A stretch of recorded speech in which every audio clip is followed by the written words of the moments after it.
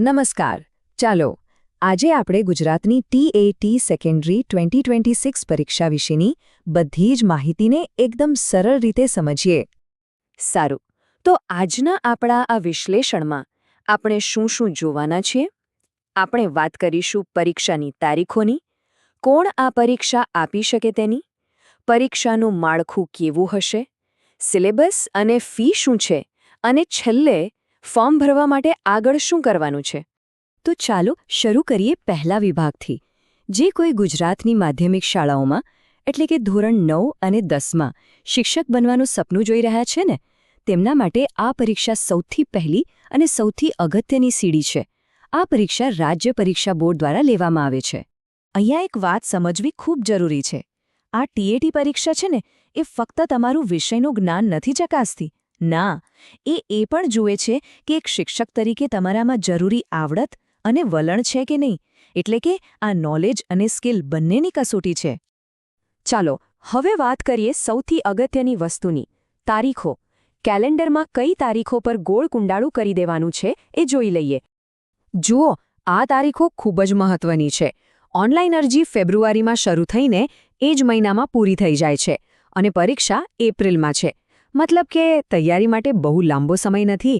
અરજીથી લઈને પ્રિલિમ્સ અને પછી જૂનમાં મેઇન્સ, આખી પ્રોસેસ ફટાફટ આગળ વધશે. એટલે સમયનું પ્લાનિંગ અત્યારથી જ કરવું પડશે. તારીખો તો આપણે નોંધી લીધી, પણ સવાલ એ છે કે શું આપણે આ પરીક્ષા આપવા માટે લાયક છીએ? ચાલો હવે એના પર વાત કરીએ.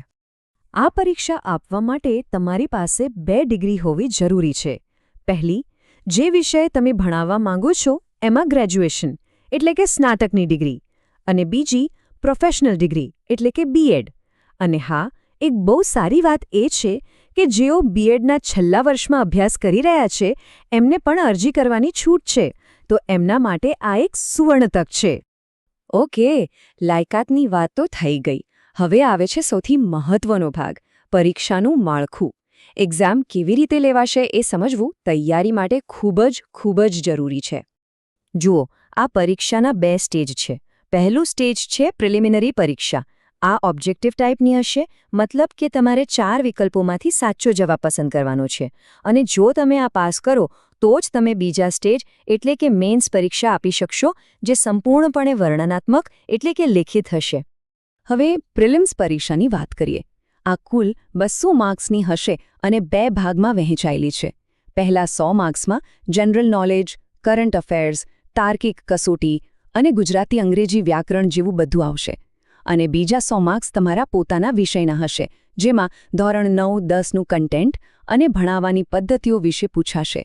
અને આ બધા માટે તમને મળશે પૂરા 3 કલાક. અને અહીંયા એક વાત પર ખાસ ધ્યાન આપજો. આ પરીક્ષામાં નેગેટિવ માર્કિંગ સિસ્ટમ છે. મતલબ કે જો તમારો એક જવાબ ખોટો પડ્યો તો 0.25 માર્ક્સ કપાશે. એટલે કે 4 ખોટા જવાબ પર તમારો 1 સાચો માર્ક જતો રહેશે. એટલે અંદાજે જવાબ આપવાનું જોખમ લેવા જેવું નથી. હવે જે લોકો પ્રિલિમ્સમાં પાસ થશે એમના માટે આવશે મેઇન્સ પરીક્ષા. આ પણ 200 માર્ક્સની છે. એમાં પણ 2 પેપર હશે. પહેલું પેપર ભાષાનું હશે, જેમાં તમારી ગુજરાતી, અંગ્રેજી કે હિન્દીમાં લખવાની ક્ષમતા ચકાસવામાં આવશે. અને બીજું પેપર તમારા વિષયનું હશે, જેમાં તમારે વર્ણનાત્મક જવાબો લખવાના રહેશે. ચાલો, પરીક્ષાનું માળખું તો સમજાઈ ગયો. હવે વાત કરીએ કે વાંચવાનું શું છે અને ફોર્મ ભરવાનો ખર્ચ કેટલો થશે. આ એક વાક્યને બરાબર મગજમાં બેસાડી દેજો. ઓફિશિયલ ગાઈડલાઇનમાં સ્પષ્ટ લખ્યું છે કે અભ્યાસક્રમ તો ધોરણ 9 અને 10ના પાઠ્યપુસ્તકો પર આધારિત હશે, પણ પ્રશ્નોની જે કઠિનતા છે એનું લેવલ ગ્રેજ્યુએશન કક્ષાનું હશે. આનો સીધો મતલબ એ છે કે ખાલી ચોપડી વાંચી લેવાથી નહીં ચાલે, તમારે વિષયને ઊંડાણપૂર્વક સમજવો પડશે. પરીક્ષા ફીની વાત કરીએ તો એ પણ એકદમ સીધી સાધી છે. જનરલ કેટેગરીના ઉમેદવારો માટે 500 રૂપિયા, અને જે અનામત કેટેગરીમાં આવે છે જેમ કે SC, ST, SEBC, EWS અને PH, એમના માટે 400 રૂપિયા ફી રાખવામાં આવી છે. સારું, તો બધી માહિતી આપણી પાસે આવી ગઈ. હવે છેલ્લે એ જોઈએ કે અરજી કરવાની પ્રક્રિયામાં આગળ કેવી રીતે વધવું.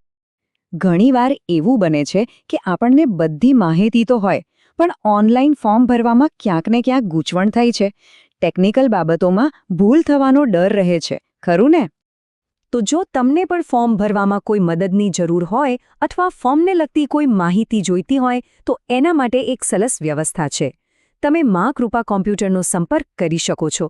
તેઓ તમને આખી પ્રોસેસમાં મદદ કરશે, જેથી ફોર્મ ભરવામાં કોઈ ભૂલ ન થાય. તો હવે આ સંપૂર્ણ માહિતી અને રોડમેપ તમારી સામે છે. શિક્ષક બનવાનો રસ્તો એકદમ સ્પષ્ટ છે.